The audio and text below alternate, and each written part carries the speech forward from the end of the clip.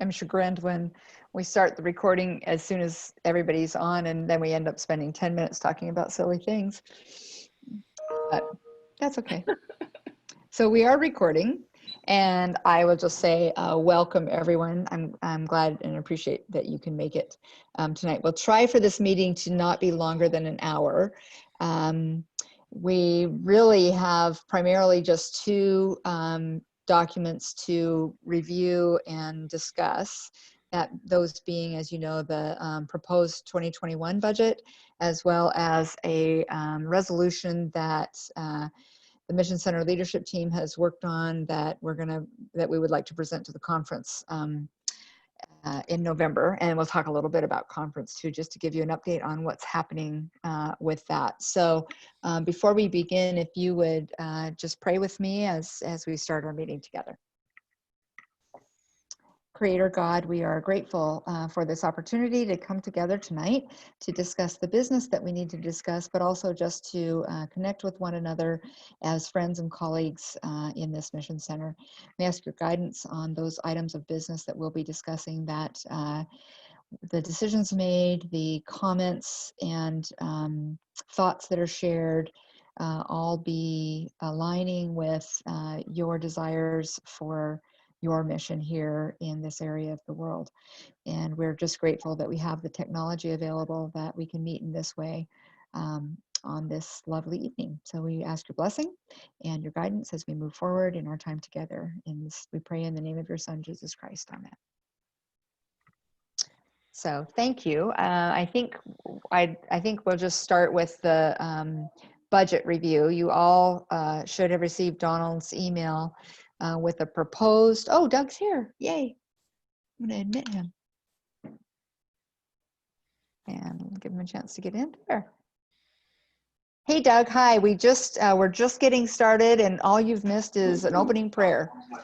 So we're about to start, and we were just gonna get busy reviewing the proposed budget. So I'm gonna let Donald cover that. And I don't know if, I know you sent it out, but I don't know if screen sharing is just easier for the group to walk through it.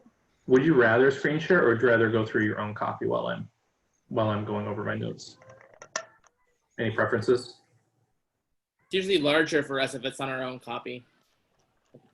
And all the little line items, that might be easier.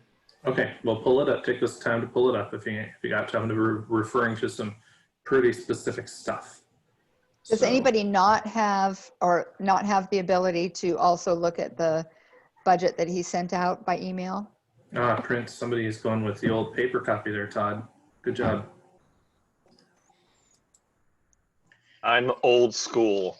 I tried to print mine out, and I'm not even smart enough to print it out.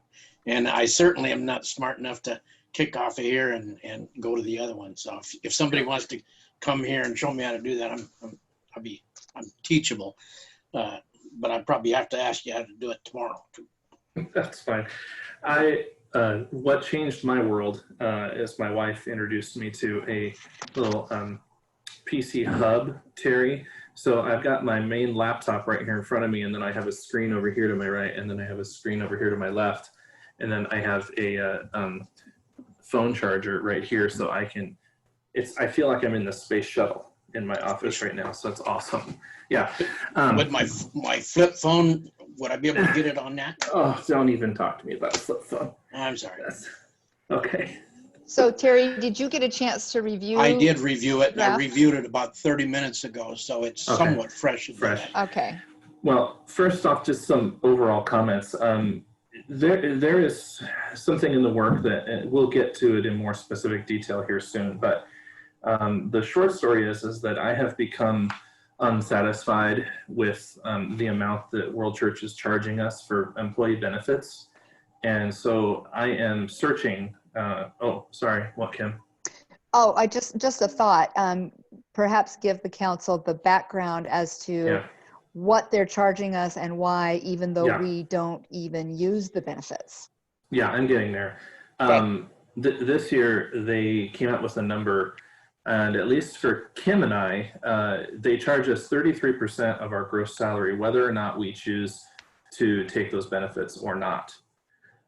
With our other employees, they tell us that it's wise to use that same number for budgeting, because our employees, Sean and Ashley and Jill, certainly have the option of taking that full package as well.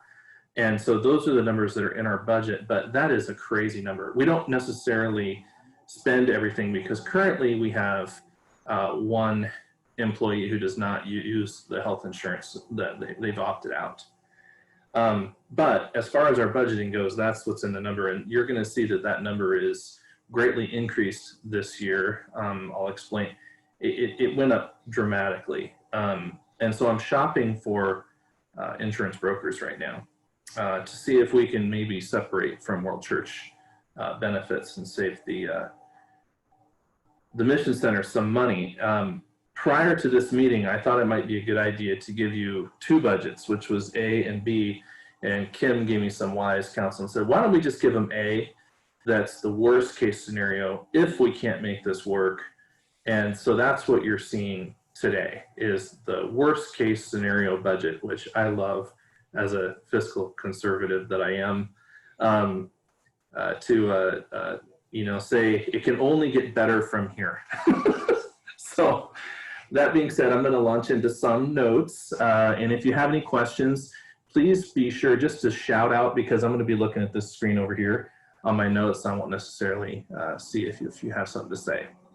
So I'm going to start with just right at the top, line number 3, congregational allocations.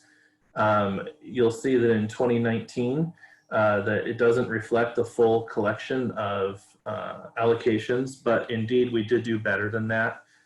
We had over $5,000 that came in after the end of the year, after I did some prompting. And so it wasn't recorded under that line item, but it was recorded under congregational generosity instead.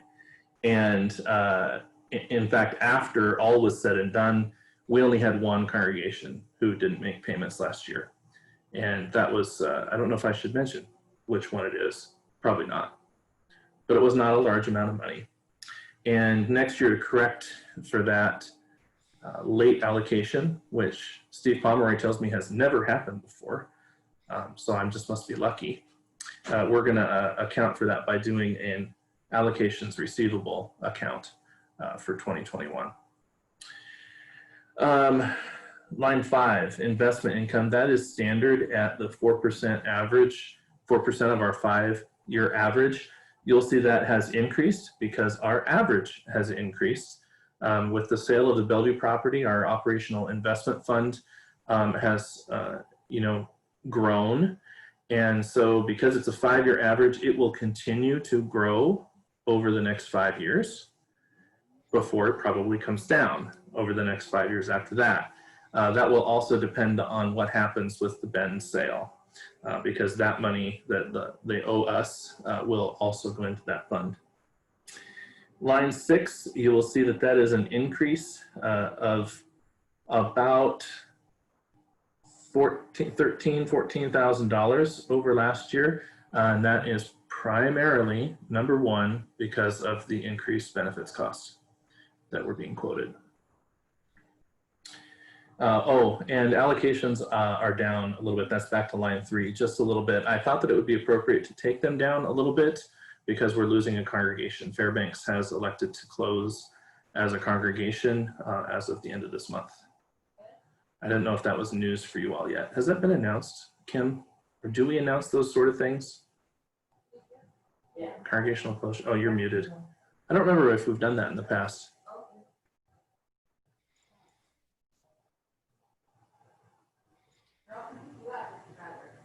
How about I unmute you? There we go. Oh, Sorry. Okay. Sorry. I'm so used to having dual screens and I'm on just my laptop right now, so I had to find it.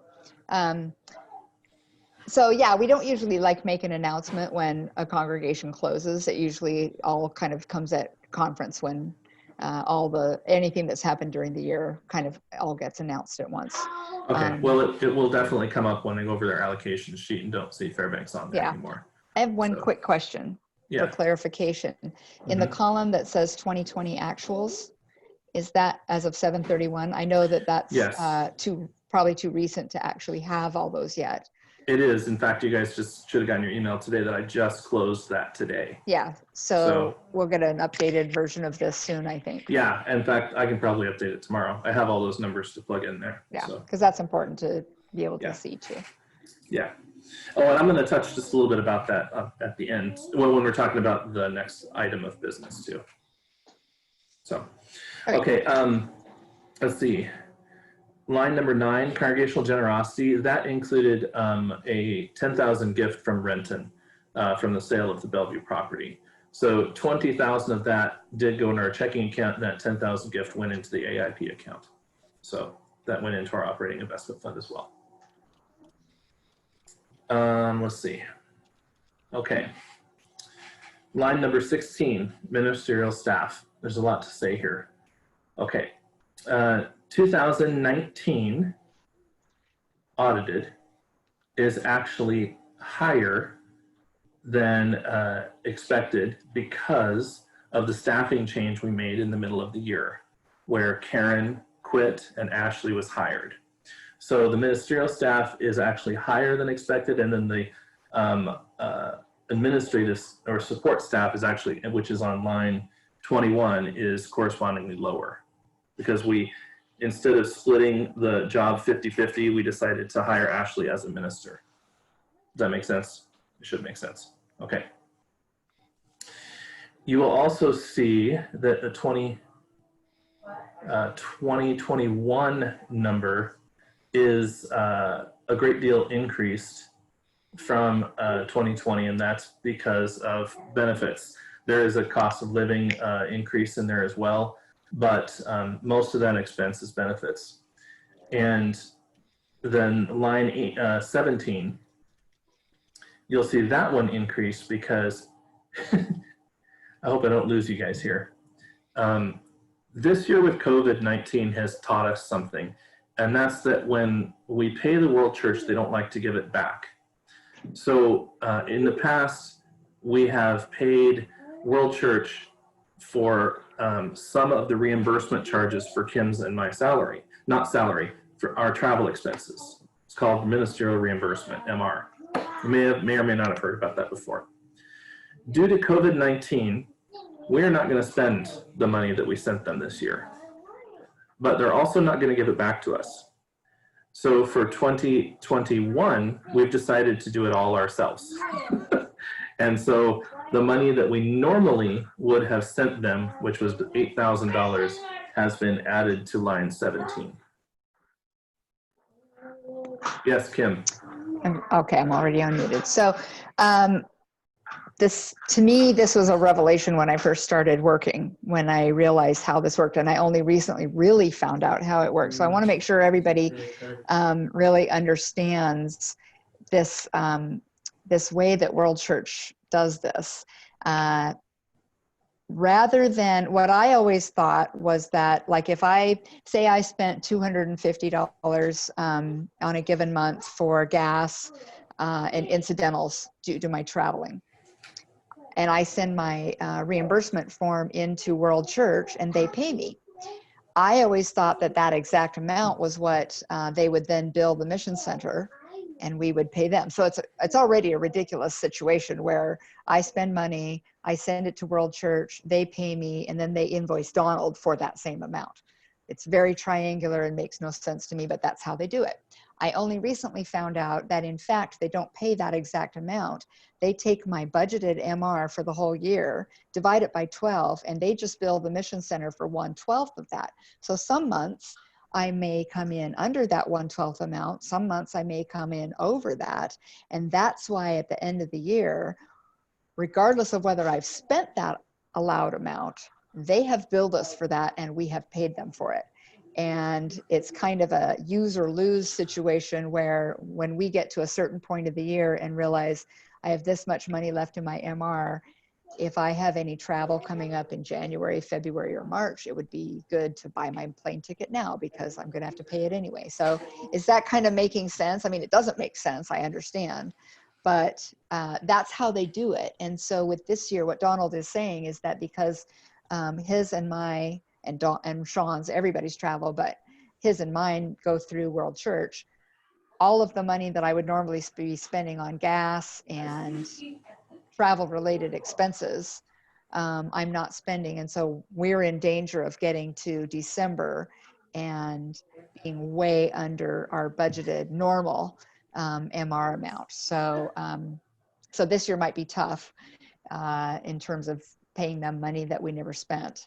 And that's why we want to just go to the Mission Center covering all of our MR from the get-go, rather than giving World Church a designated amount that they then bill us back for, because it doesn't make sense. This is the first year that that's ever been a problem, by the way. We've always managed to spend everything, every penny that we've sent them in the past, but we're not even going to come close this year with all the telecommuting that we're doing. So just to avoid any uncertainties and circumstances we can't see in the future, I just think it's better if we have control of our money and keep it all in-house. It doesn't really change the amounts of the budget other than the fact that they moved from one line item to the next. They got moved from ministerial staff to ministerial home and office expenses, that $8,000 did. Which, if you were to add the $8,000 to line 16, column H, you would see that how drastically the benefits increase actually was this year. So, okay, any questions thus far? I'm going to move on to line. I'm going to jump all the way down actually to line 30. You don't have any more questions? Okay. There's a lot of stuff that doesn't change a lot until we get down there. Line 30, you'll just note an anomaly with the 2019 audited expenses for payroll services. That was due to a paperwork problem with the state of Oregon, where we incurred some payroll tax penalties due to not having one of our employees.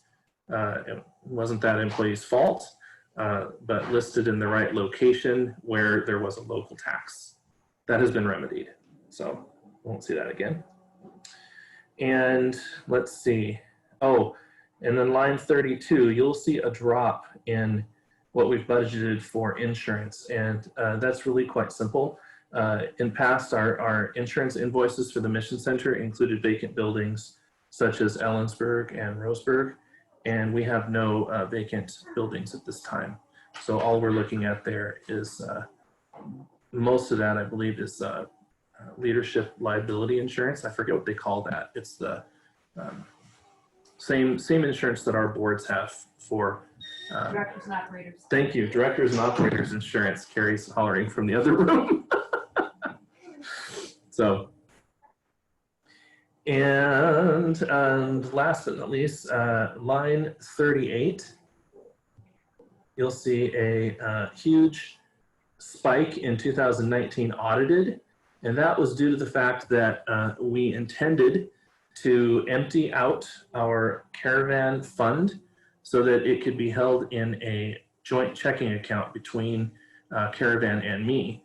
That got put on the hold due to COVID, and I wasn't able to get into banks for months, but now I'm gonna pick it back up and put all that money into a bank account, into a new bank account that we hold together. So it's not really an expense. It was money that was in our fund, but got written as a check to be held offsite in another bank. Does that make sense? So it looks like an expense, but the money is still there. It's just in a bank account that I'm not on right now, but I will be soon. And that is that. You'll see overall, you have an increase in the budget of 2.9%. And almost all of that increase has to come from line 6 in additional investment draw, which I don't like. But I do anticipate, with both shopping for brokers outside of the church and with our increasing operation investment average over the next 5 years, that number will still come down quite a bit, even as probably as congregation allocations also come down. So that's my long-term forecast for you. What do you think? I need to finish your race. Now. I've got a question. Question. I heard two people About talking at once. the, Okay, Dan. benefits. Yeah. So, have you had a conversation with World Church, either you or Kim, or is this something you're just thinking you want to look into?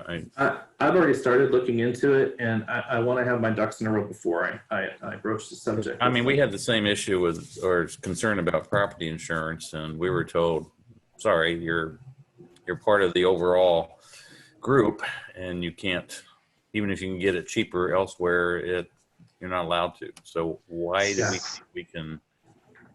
Kim? My understanding of the difference there is on property insurance, the property is owned by World Church. It's owned by headquarters. And so they are in charge of all of that. And in order for them to maintain a rate for all of the properties have to be under that umbrella. The difference with employee benefits is that when we moved 3.5 years ago to Paycom, all the jurisdictions became separate jurisdictions.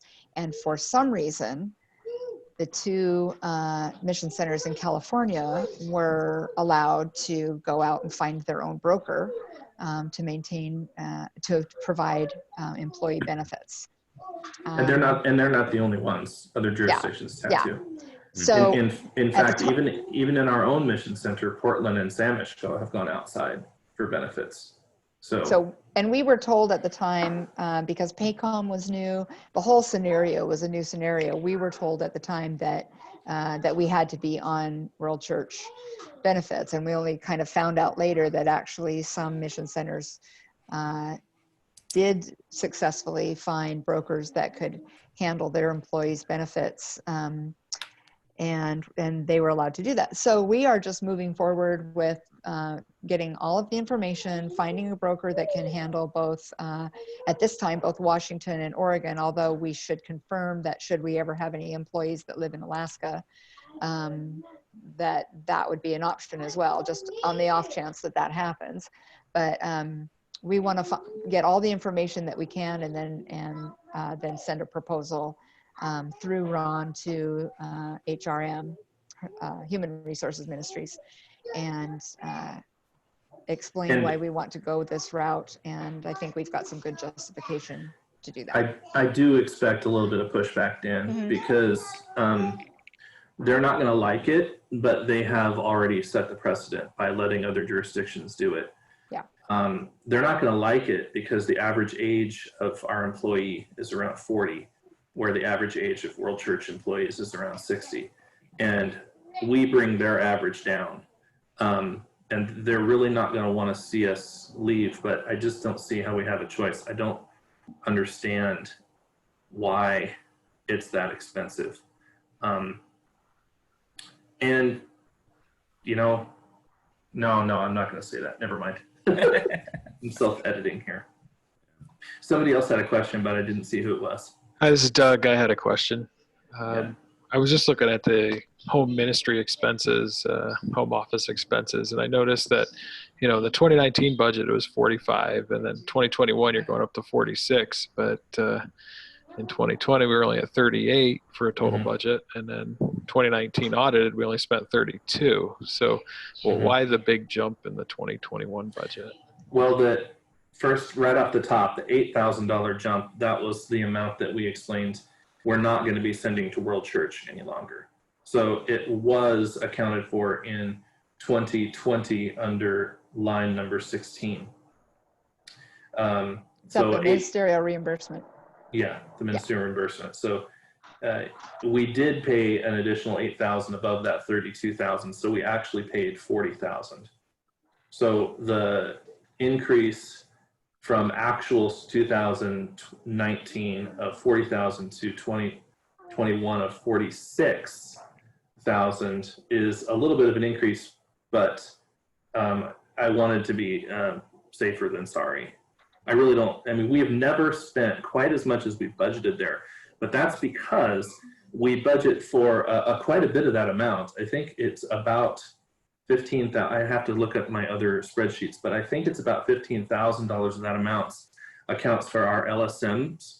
And very few of our LSMs actually submit their expenses, but not having them on the budget would be to, cut their knees out from them. So I don't want to do that.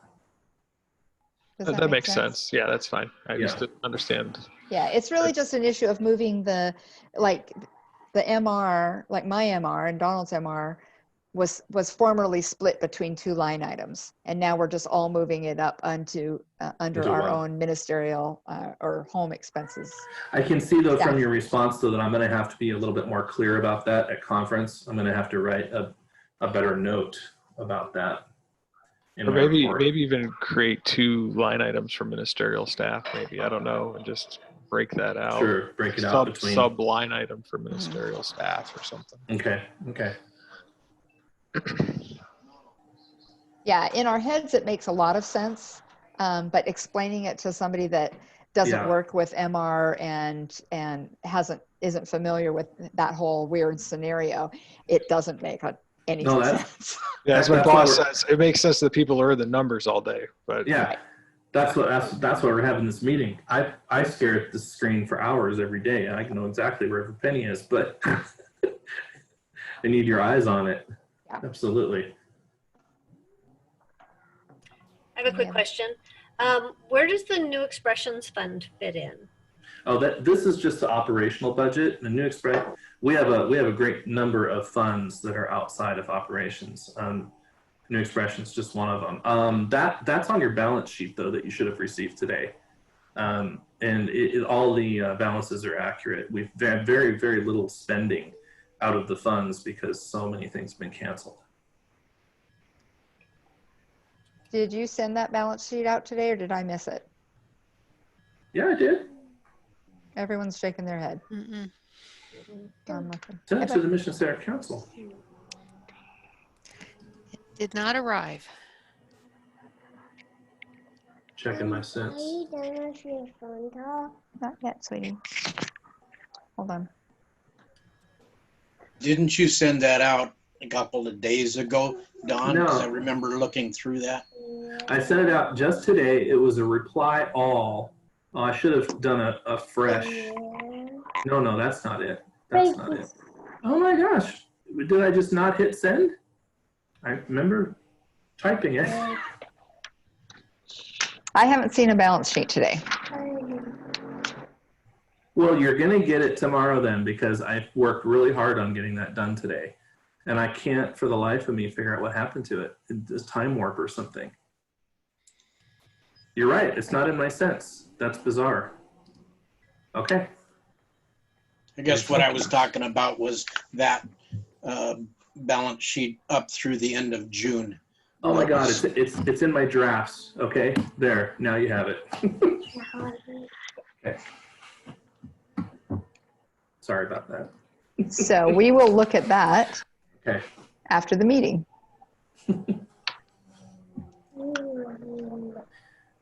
Any other questions on the budget itself? Take that as a no.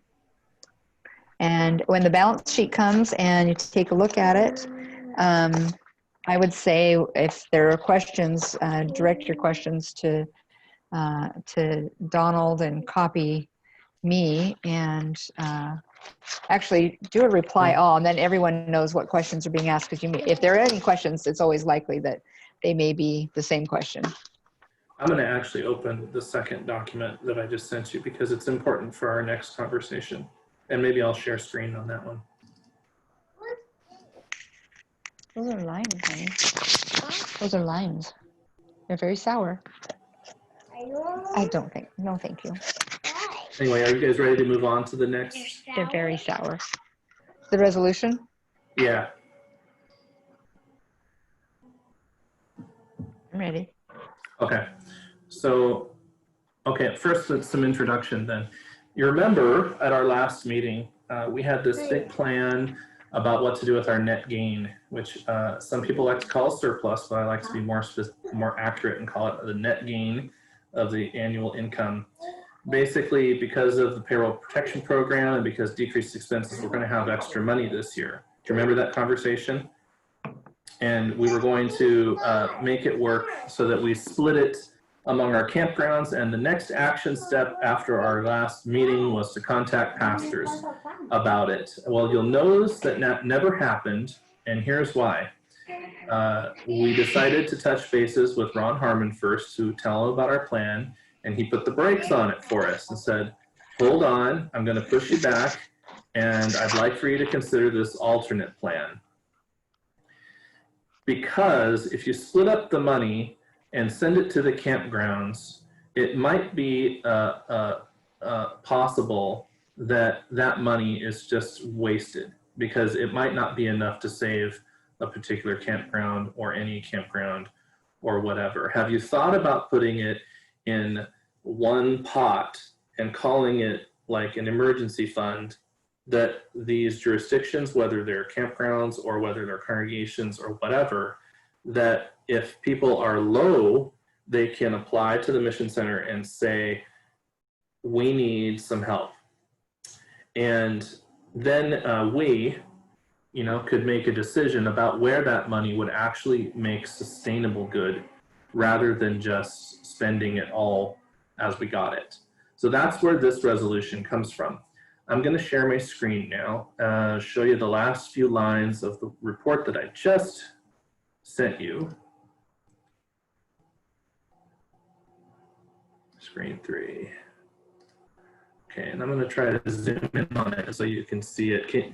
How is your reading here? I want to zoom in just, okay, more than that. Okay, just so you can read the last couple of lines here. I'm going to tell you what they are. This number right here indicates that by July, we have only spent 36% of our budget. That number should be more like double that, 60-some%. This number right here indicates how much of our budgeted income we have taken by the end of July.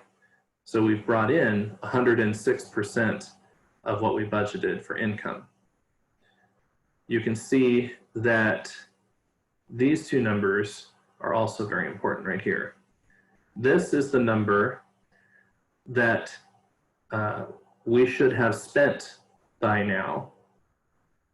This is the number we have actually spent by this point this year.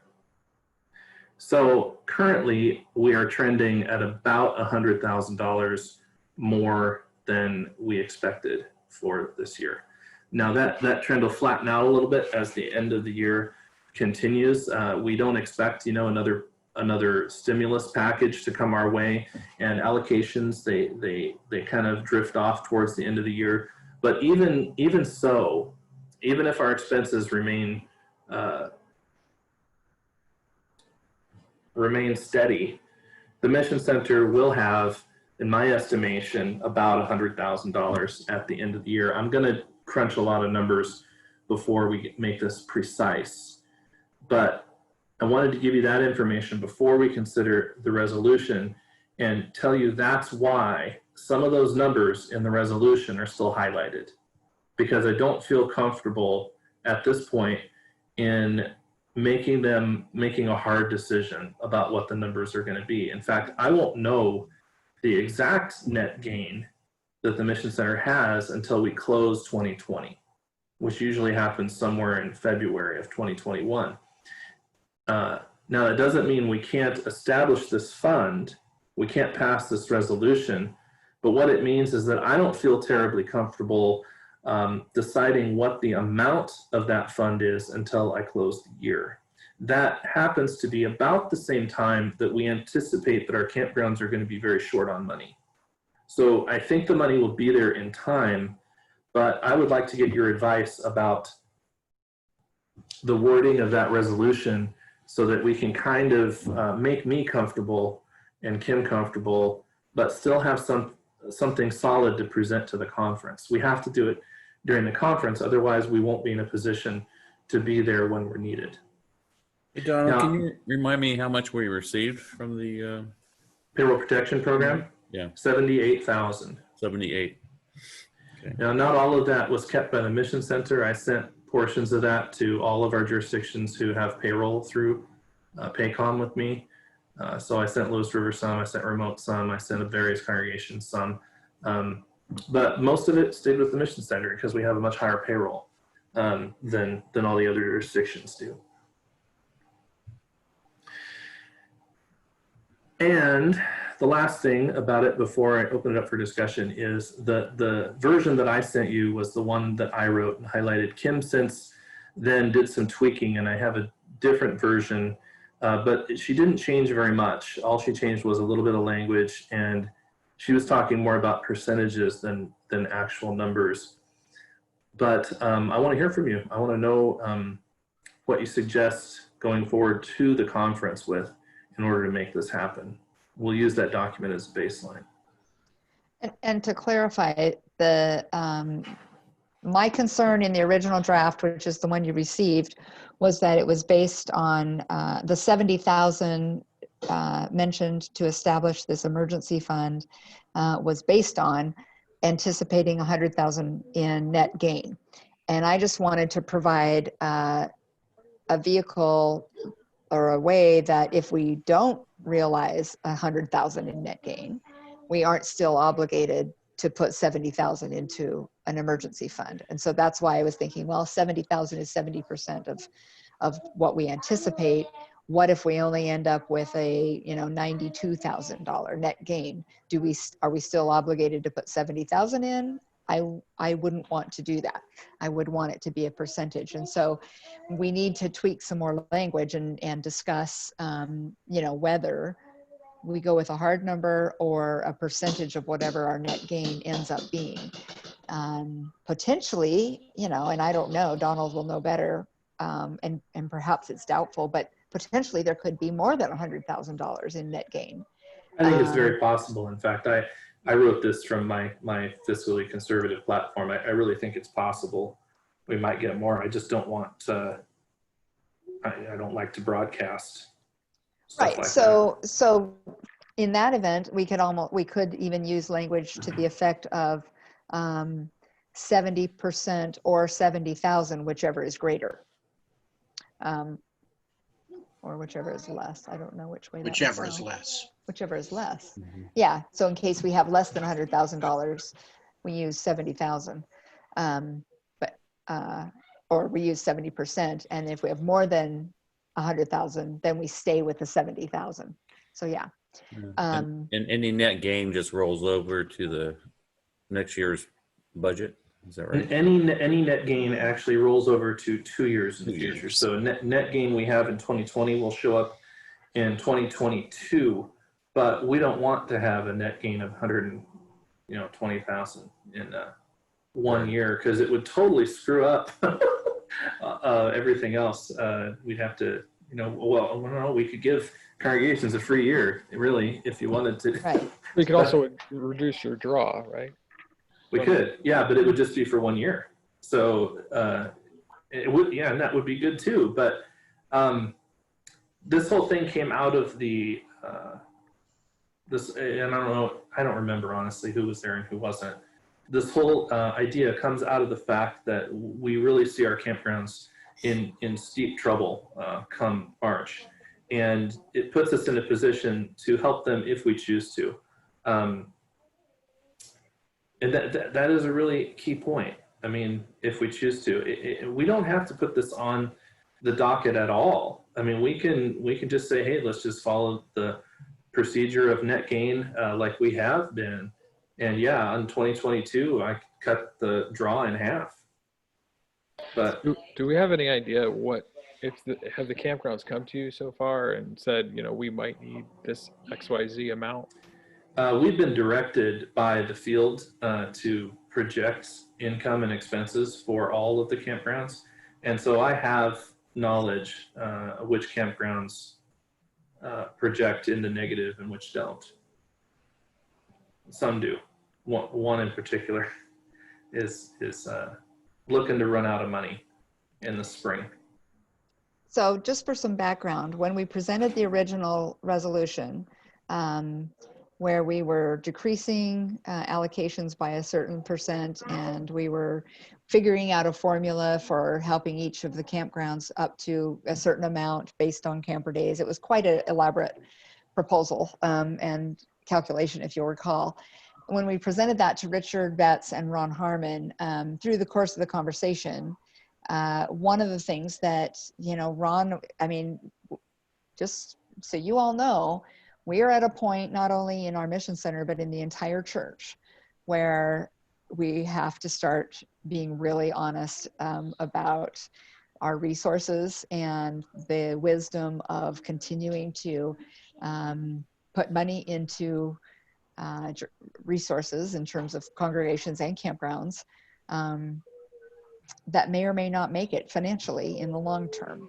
And Ron expressed concern about putting money and allocating money to help out campgrounds that, within the next 2 to 5 years may end up having to be sold anyway, and where the wisdom in that might be. So that's where we kind of shifted the focus to creation of just an emergency fund that congregations and campgrounds could request emergency funding or financial assistance to help them get through unusual and isolated situations, such as this COVID situation where all the campgrounds have had to close and cancel camps. That's highly unusual, obviously. And they felt that it might be just a better way to preserve some funds and still make them available to congregations and campgrounds that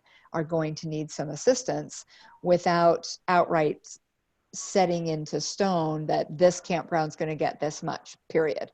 We would rather wait and see how their finances and how their balance sheets look come next spring.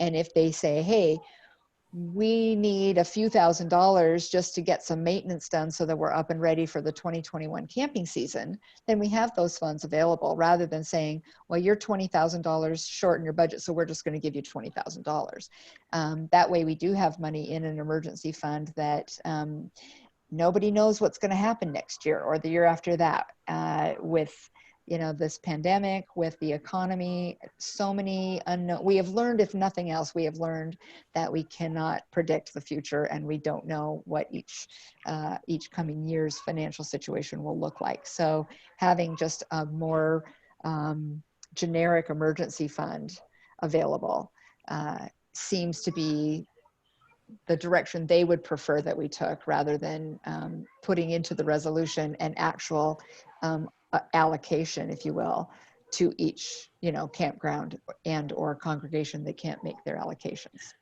And I think there's some wisdom to this approach rather than what we were doing too, because it gives us a chance to target our assistance to actually do some sustainable good, rather than throwing money that at each campground where it might have been equal, it may not have done anything. So I like this idea better. It's more fiscally responsible to do this. But I'm shocked that Kim can't predict the future, first of all. Yeah. And I thought that came with the job. yeah. No, I think it's a great idea. I mean, I like the idea of having the funds set aside for anybody to use. And I definitely, this is a good idea, and I'd support that part.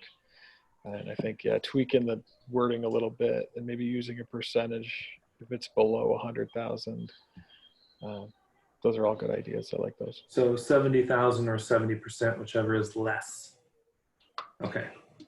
Do we have any idea what kind of support the campgrounds might need, just to get an idea of, is the $70,000, how far is that going to go?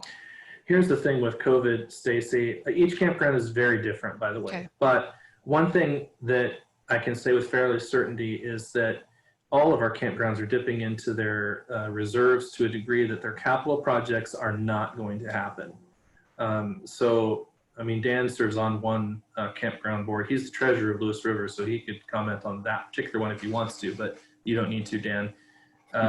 Even if campgrounds, or even if campgrounds make it through COVID-19, their funds will be depleted to a point where they will all be building again. They will all be trying to build their funds up in order to be stable again. So they're not going to be talking about fixing cabins. They're not going to be talking about new projects, nothing like that. Not for a long time.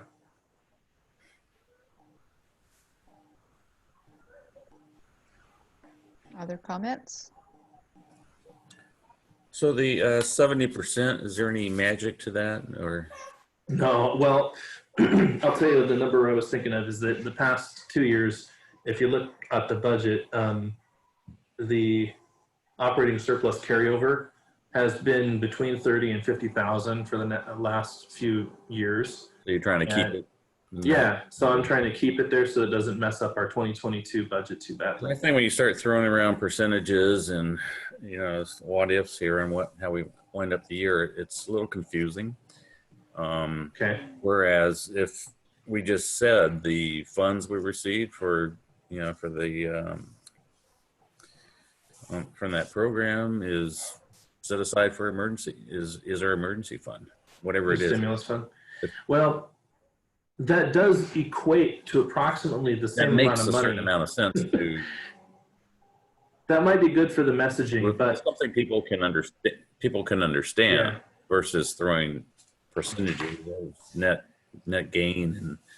yeah, that and I'll have to think about that for the messaging for sure, Dan. But to say that it's set aside for this is not entirely true because it has been spent on payroll, which is what it was designed to do, and I have to be able to document that for the government. Right. Right. But it does somewhat equate, to that kind of money, and probably a little bit more because of the lowered expenses that we've had. And there may be a round Yeah. two also. You have to consider that. So whatever we set up now is, Oh God. yeah. Hence my inability to predict the future. Well, that's my nightmare. It was so hard to do, to get that money for one thing, and they still don't have a plan for forgiveness yet. They keep pushing it down the road, hoping that it will be resolved in the next piece of legislation that is passed, if one is ever passed. So I would say, just for the sake of conversation, if the body here felt that reserving 60,000 or 60%, and thus giving us a slightly greater net gain for 2022, given that we have no idea what 2021 will bring us.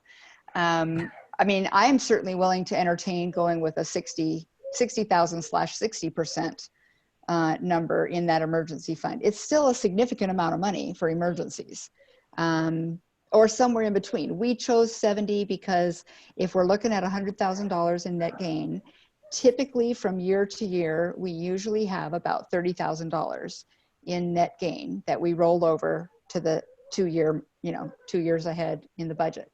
And so we just kind of went with that as, okay, we're used to having about that much. Let's secure that amount. We may have more, but at least we secure that 30,000. And that's where that original resolution, when Donald shared the proposal and had the different columns, that's where that 30,000 was secured as an absolute minimum net gain. We could realize more than that. But so that's where that number came from. I certainly would have no opposition to, moving around a little bit between 60,000 and 70,000.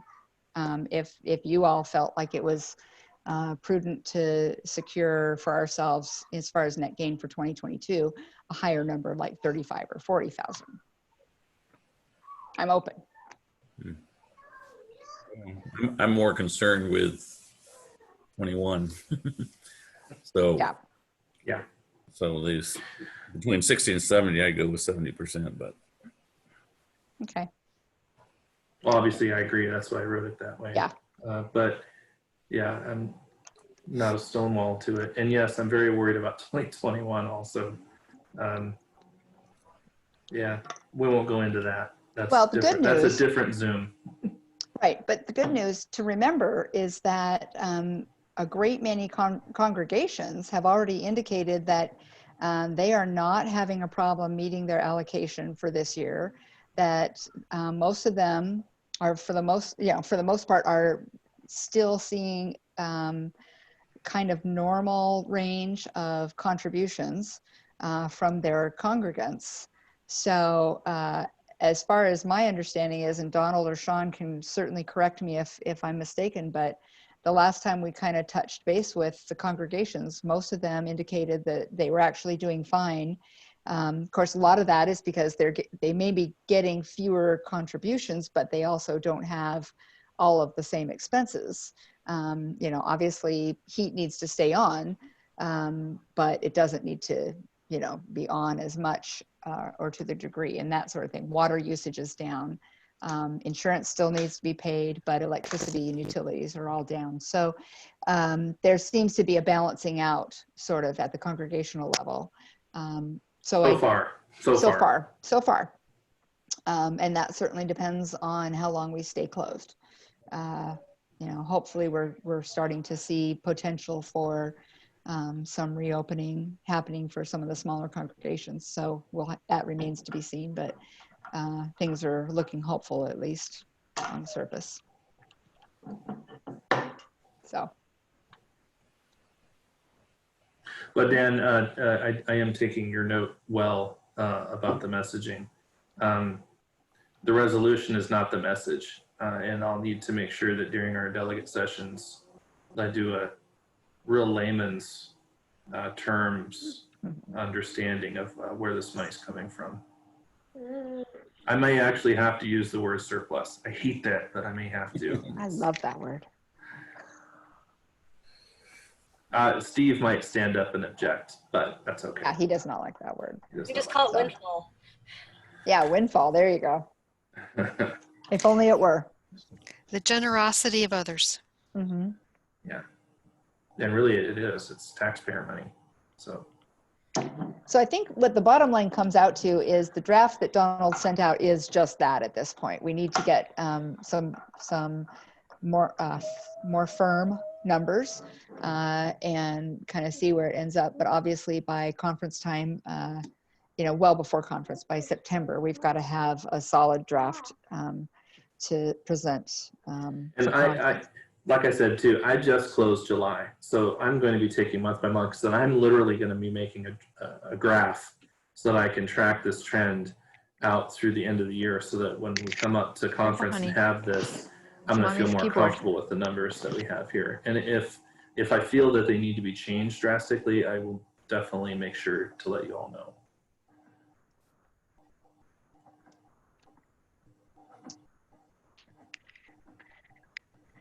Okay. So any objections to the basic draft as it is now with the notes, whatever revisions need to be made based on our conversation? Did we agree that a 70,000 or 70%, whichever is less, is a good edit? I'm seeing thumbs and nods.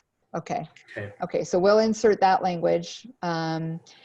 The leadership team will be having a retreat the first week of September, just before Labor Day, which is actually just week after next.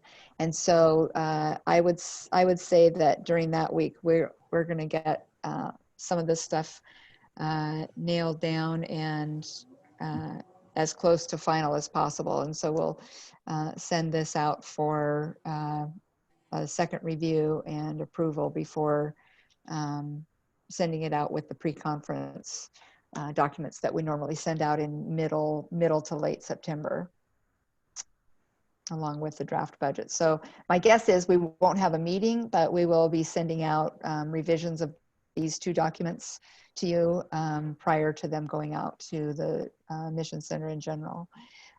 Conference this year at this point is intended. Wait, Kim.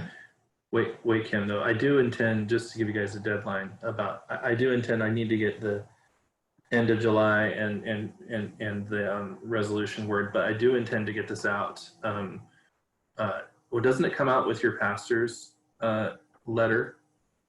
Yeah, mid-September. Mid-September, right. Okay, that's what I just wanted to remind myself of that. Okay, yeah. Go ahead. Yeah, so that's what I'm just saying. We'll have something to you in early September, if not before, and give you a chance to review both of these documents before they go out in my annual fall letter prior to conference. Conference we're anticipating is going to be by Zoom, but we're going to be discussing how that's going to work. The whole church and headquarters is helping us with guidelines as to how to conduct a Mission Center conference via Zoom. And we have one of the larger Mission Center conferences. So it will be a little more challenging. But fortunately, we also have a Mission Center that has become very familiar and comfortable with Zoom. So we're hoping that will help us have a successful conference. There's some nuances that we might be able to try, and a lot of that just depends on if we're able to meet in any fashion in person by early November.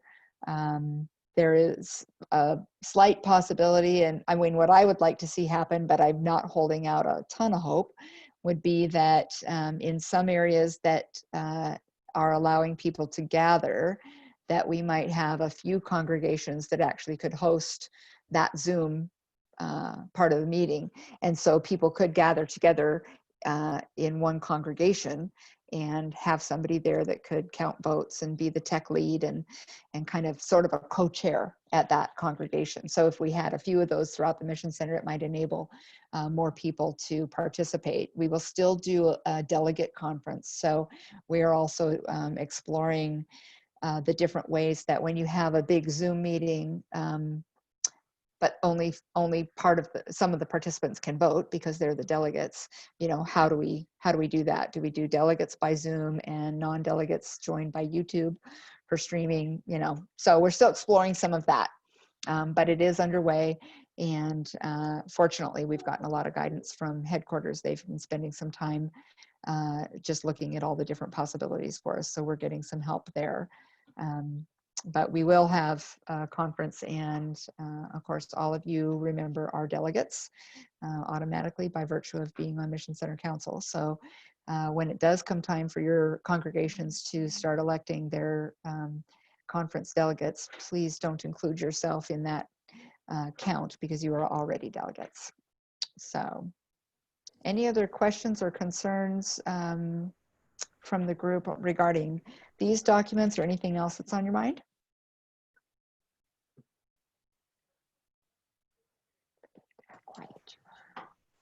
Just to go back to something Donald, you talked about before in the balance sheet, and I think I noticed it at the end of the June balance. You were talking about the spec money that appears on the balance sheet like it was spent, and yet you're saying that it was taken out of there and put in some sock somewhere in the ground or whatever, wherever you put it, and that you're going to be bringing it back out and sticking it back in the bank. Is it going to then reflect back on as unspent money? Yeah, it'll be added to our chart of accounts as a new account, and the money will be in that account. It's still there now. It hasn't been spent. It's just that account is not yet on our books. I'm appropriating the Caravan account. Yeah, that means I'm still in my meeting, because but I'm they've almost done. always had, it's a Mission Center activity, but they've always had a separate checking account. So I took the money, I put it in their account, then I was going to sign on that account, and that got canceled. So I'm still in the process of doing that. Okay, I think there were two different ones. It was spec, and then was it spec and Caravan that on that spreadsheet it looked like it was spent? Oh, it triggered in my head the conversation that we'd had before, that we were going to take some funds and gift it to the campgrounds. And I thought, well, that's what that money was done, but that's not true. No, if you're looking at spec, I didn't actually look at that number, but we did pay for spec.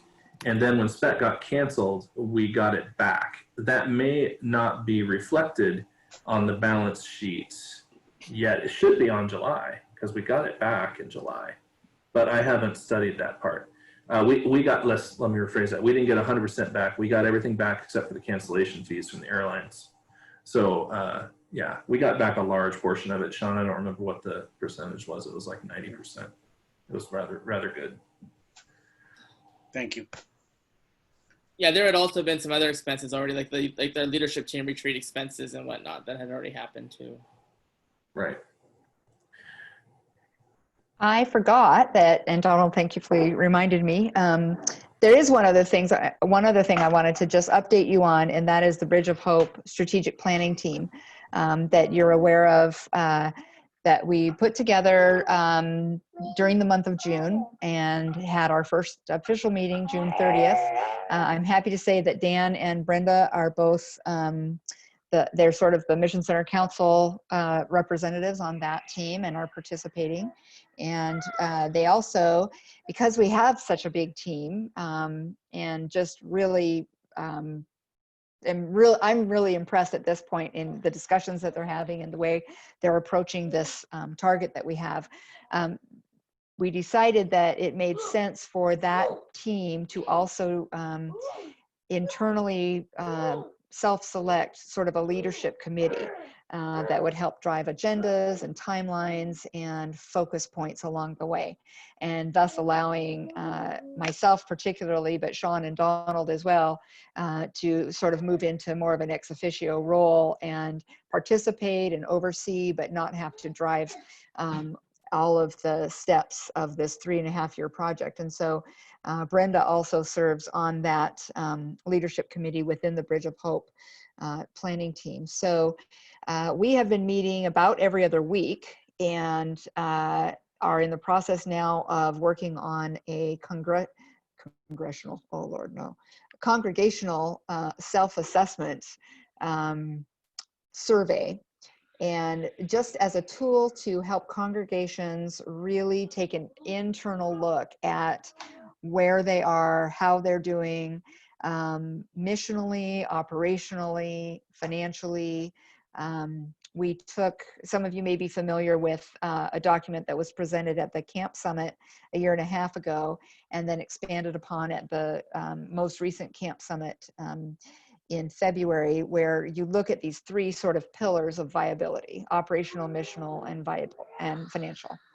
And all the different areas where there are strengths, weaknesses, challenges, and that kind of thing. So just as an update for you folks, that that strategic planning team is off and running, and other members of the leadership committee are David Irby, David Anderson, and Bill McFarland, as well as Brenda. And so I'm just really pleased with the initiative they're taking, with the holistic approach they're taking, not just to looking at where can we sell buildings and get money, but what is the vision missionally?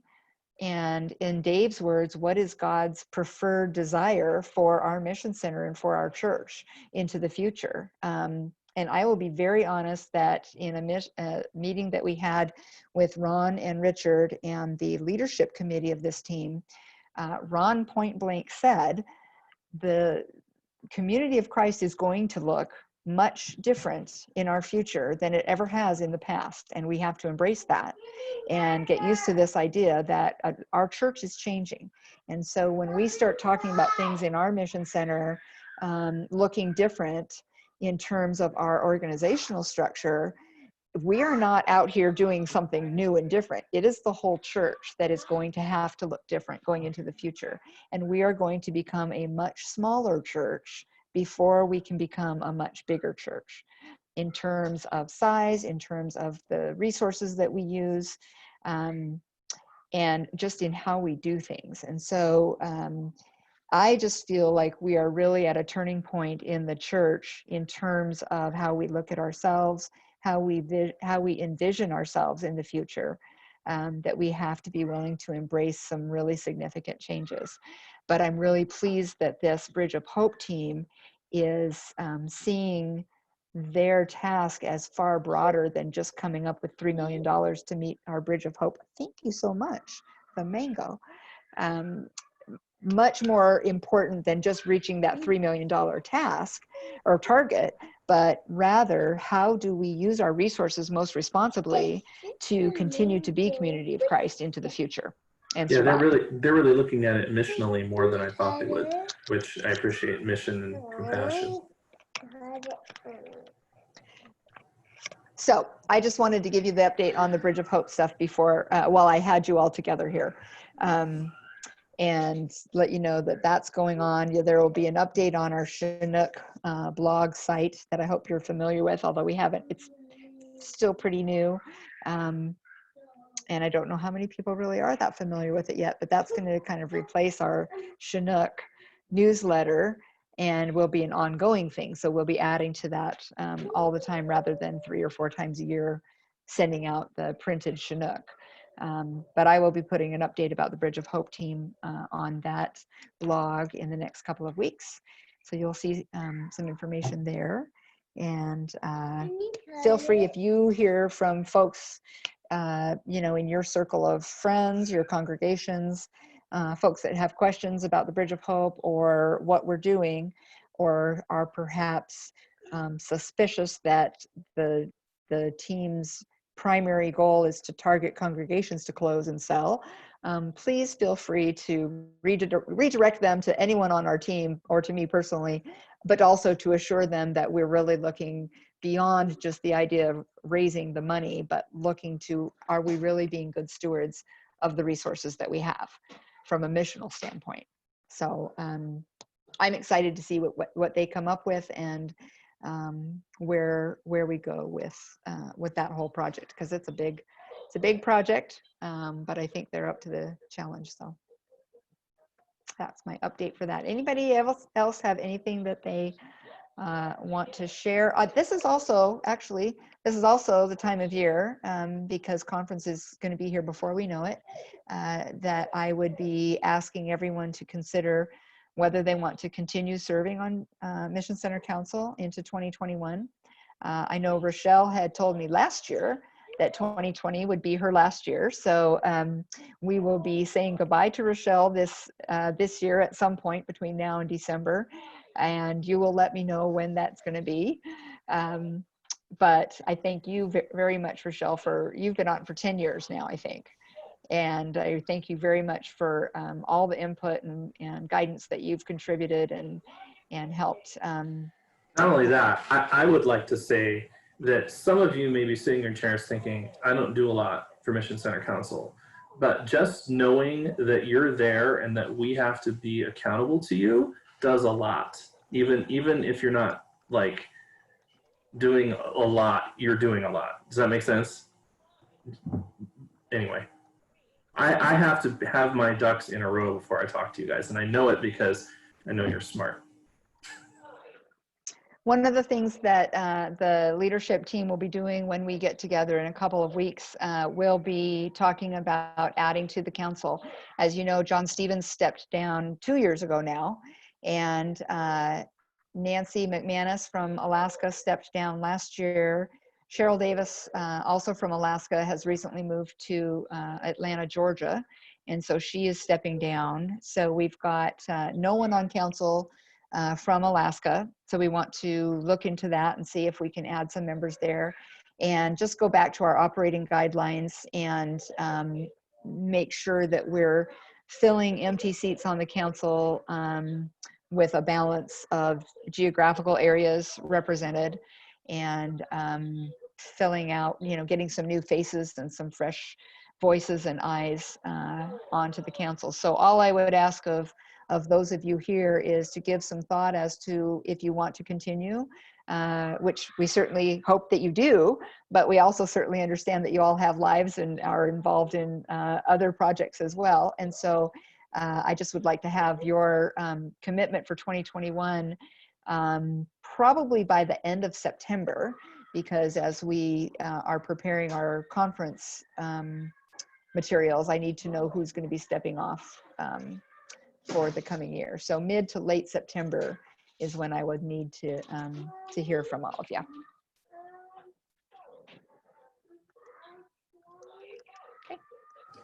When do we normally meet next, Kim? Is it before the end of the year, or is it next year at this point? Generally, this would be the last meeting, at least before conference. In the past, we've sometimes had a meeting post-conference, but not always. It just sort of depends. I would anticipate that with the oddities of this year, in terms of the emergency fund resolution, the net gain being a substantial amount and some decisions to be made, it's likely that we may call another Mission Center Council meeting either shortly before conference or before the end of the year.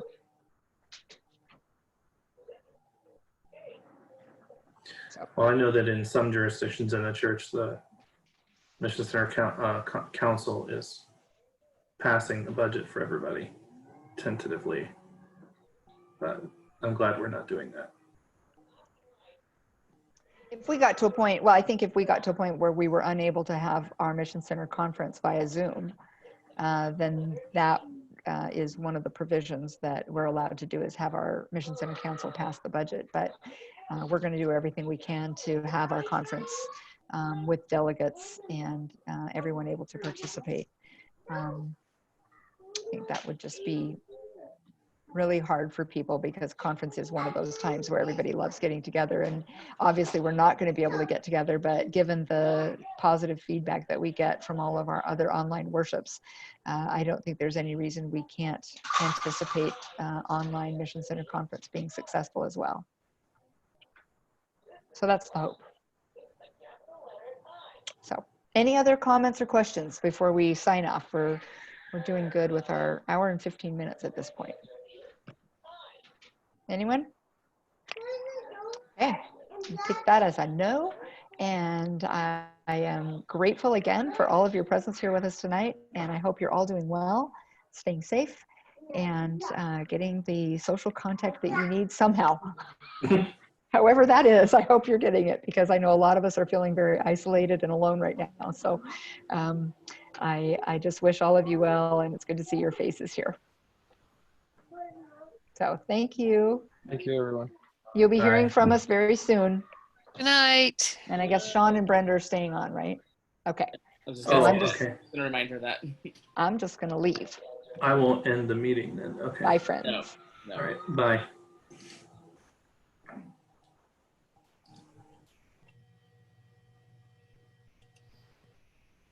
Hello. Hello. Quick question before let me stop the recording. We don't need to record.